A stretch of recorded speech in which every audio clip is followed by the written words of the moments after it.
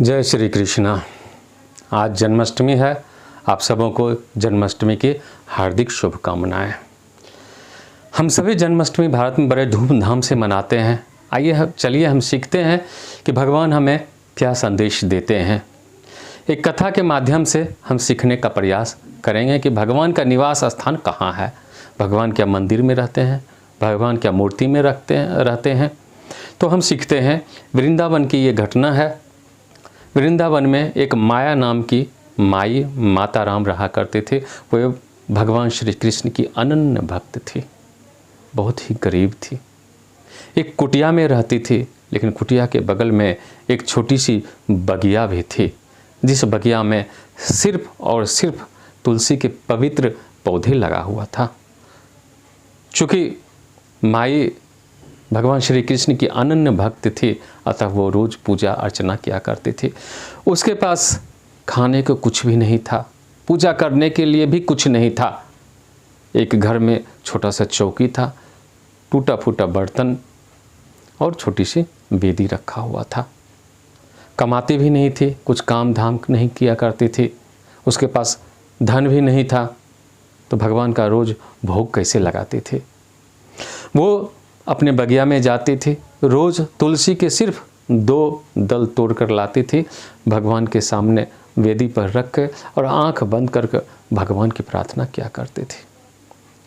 जैसे ही माई आंख बंद करती थी, भगवान श्री कृष्ण प्रकट हो जाते थे। वो तुलसी के दल भगवान के श्री चरणों में रखा हुआ मिलता था। माता प्रार्थना करती थी, भगवान मुस्कुराते हुए माई से बात किया करते थे। कहते थे, बोल माई, क्या चाहिए तुझे। माता अश्रु भरी अश्रुपात करते हुए खुशी से कहा करते थे कि हे प्रभु, हे मेरे स्वामी, मुझे कुछ नहीं चाहिए, बस इतना ही प्रार्थना है कि आप कभी भी मुझे छोड़कर कहीं ना जाएं। जब माता आँख खोलती थी, प्रभु गायब हो जाते थे। ऐसे नित्य प्रतिदिन यही चलता था कि माता जब आंख बंद करके प्रार्थना किया करते थे, भगवान प्रकट होते थे। माता जब आंख खोलती थे, भगवान गायब हो जाते थे। लेकिन गायब होने से पहले भगवान अपना कर्तव्य पूरा करना ना भूलते थे। कर्तव्य क्या? चूँकि माई कोई काम नहीं करती थी, उनके पास कोई धन संग्रह नहीं था, तो खाएंगे क्या। प्रभु श्री कृष्ण जाने से पहले, गायब होने से पहले, उनके रखे बर्तनों में उनके भोजन की सामग्री नित्य प्रतिदिन रख के जाया करते थे। नित्य प्रतिदिन का यही चलता था। भगवान की पूजा अर्चना, माई को खाने की कोई कमी नहीं होती थी। बगल वाले पड़ोसी ये रहस्य जानकर कि ये माई तो, ये बूढ़ी माता कुछ काम धाम करती नहीं है, इसके पास कुछ पैसे भी नहीं है, तो फिर ये जिंदा कैसे है, खाना क्या खाती है, क्या खाती है, क्या पकाती है। चलो, कुछ पड़ोसी आपस में विचार किए कि आज देखते हैं कि क्या करती है। जब माई प्रार्थना कर रही थी, कुछ पड़ोसी बगल में आके छिपकर झांक कर देख रहे थे। देखने के बाद आश्चर्य लगा कि भगवान प्रकट होते हैं। माई आंख बंद करके प्रार्थना करती है, भगवान से बातें करती है। ये देखकर आश्चर्य लगा।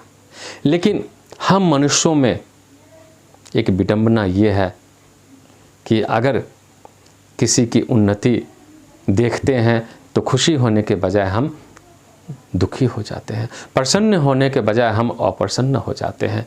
पड़ोसियों के साथ भी ऐसा हुआ। होना ये चाहिए कि भगवान अगर वहाँ प्रकट हुए तो इन लोगों को खुशी से जाके साष्टांग प्रणाम प्रभु के चरण में झुकना चाहिए। लेकिन नहीं, मनुष्य शैतानी दिमाग, सारे पड़ोसी सोचने लगे ये भगवान की अनन्य भक्त है, ऐसा करते हैं, इसके साथ गलत व्यवहार करते हैं, भगवान से इसे दूर करते हैं।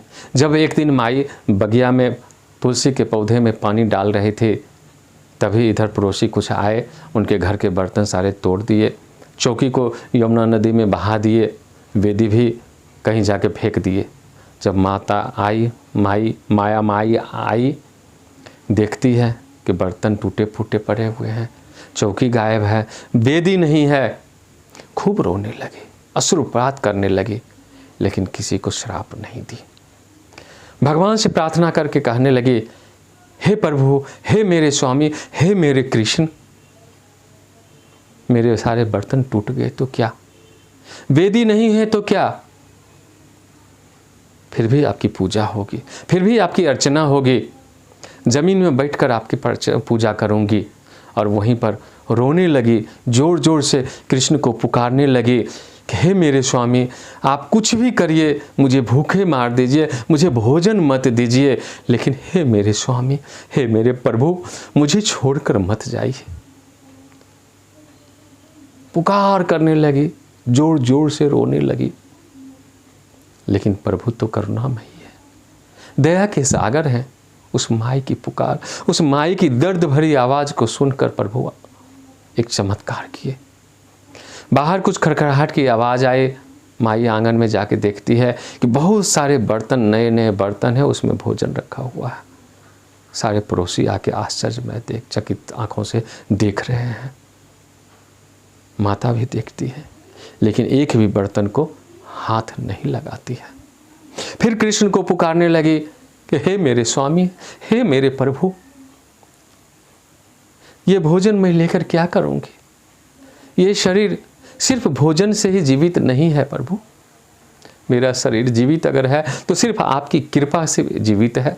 मुझे आपकी कृपा चाहिए, मुझे ये भोजन नहीं चाहिए, बर्तन नहीं चाहिए। आंख बंद करके अश्रुपात करते हुए कृष्ण को पुकारने लगे, हे मेरे कृष्ण, जहाँ भी आप मेरे पास आइए, मुझे छोड़कर मत जाइए प्रभु। खूब रोने लगे। अचानक पड़ोसियों ने देखा श्री कृष्ण उस माई के हृदय में ही, वेदी हृदय को ही, छाती को ही वेदी बनाकर वहीं प्रकट हो गए। सारे पड़ोसी भागते हुए माई के चरणों में आके लेट गए और त्राहि माम क्षमा मांगने लगे। माई, माता मुझे क्षमा कर दो, माता मुझे क्षमा कर दो, हमसे गलती हो गई, माता हमें क्षमा कर दो।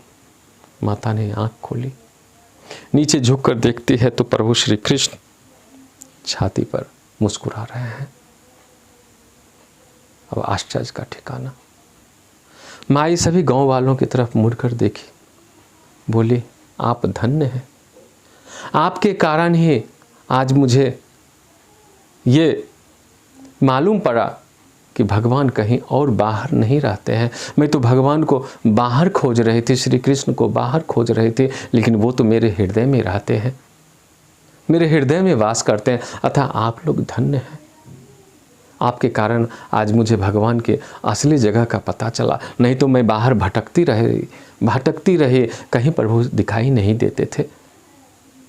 आज के बाद मैं प्रभु को यहीं धारण करके रखूंगी। हे मेरे प्रभु, इस हृदय को छोड़कर कभी ना जाए।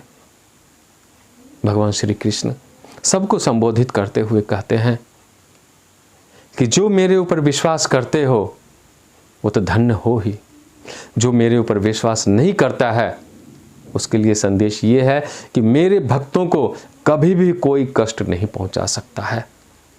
बाहर से अगर लगता है कि उसे कष्ट हो रहा है तो जितना ज़्यादा कष्ट दिखने में लगता है उतना ज़्यादा मेरे भक्त मेरे नज़दीक आते हैं। मैं भक्त के अधीन हूँ, मुझे भक्ति से पा सकते हो, छल और कपट से नहीं पा सकते हो। सही बात है दोस्तों, हम बाहर ढूंढते रहते हैं, फिरते रहते हैं, लेकिन प्रभु तो हमारे हृदय में बैठे हुए हैं। हम अपने हृदय की अंदर की ओर नहीं झांकते हैं, बाहर दुनिया में झांकते रहते हैं। इसीलिए कबीरदास जी ने कहा है, कस्तूरी कुंडली मिर्ग बसे, मिर्ग फिरे बन माही, ऐसे घट घट राम है दुनिया देखत नाही। तो आज के बाद प्रण लें, सीख लें कि हमारे हृदय में ही हमारे भगवान बैठे हुए हैं, कहीं बाहर नहीं बैठे हुए हैं। बाहर भी खोजेंगे, ऐसे तो कहते हैं प्रेम ते प्रगट भय में जाना, हरि व्यापक सर्वत्र समाना। भगवान तो दीवार में भी हैं, पेड़ में भी हैं, पौधे में, हर जगह हैं, हमारे हृदय में भी हैं। अगर हम अपने हृदय में ये विश्वास करते हैं कि मेरे हृदय में प्रभु बैठे हुए हैं, आपके हृदय में प्रभु बैठे हुए हैं, तो हम ये मान के चलते हैं कि हम किसी भी व्यक्ति को अपशब्द नहीं कहेंगे, क्योंकि आपके हृदय में, इनके हृदय में, इनके हृदय में, सबके हृदय में भगवान बैठे हैं। अगर दूसरे लोगों की शिकायत करते हैं, दूसरे लोगों के बारे में अपशब्द कहते हैं, कुछ गलत कहते हैं, इसका मतलब हम भगवान की शिकायत करते हैं, भगवान को अपशब्द कहते हैं। यही आज के संदेश है, सीख है। जय श्री कृष्ण।